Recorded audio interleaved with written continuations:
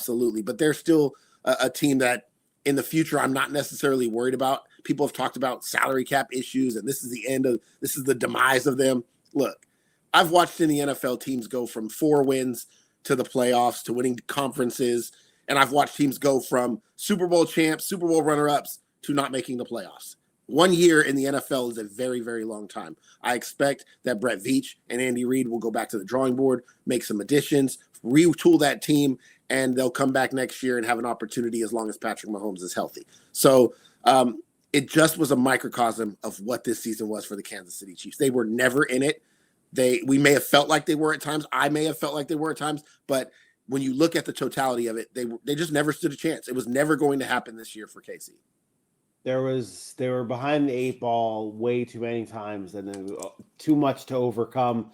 Now, when we talk about Patrick Mahomes, he obviously tears his ACL. He's going to try and come back for the start of the regular season next year for week 1. I can see that happening, him being back and the story there being created. But when you look at Patrick Mahomes and what has come with Patrick Mahomes since, as of late, everyone wants to talk about the GOAT conversations, being up there in terms of the greatest players of all time. What does this season do to Patrick Mahomes' legacy? Does it knock him down a little bit?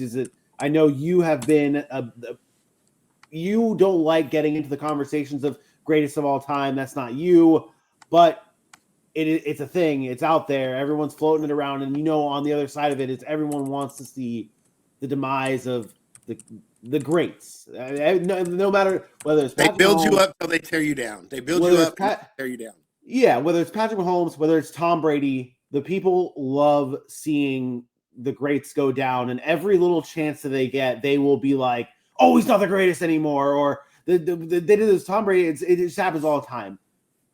What do you think this does to Patrick Mahomes' legacy?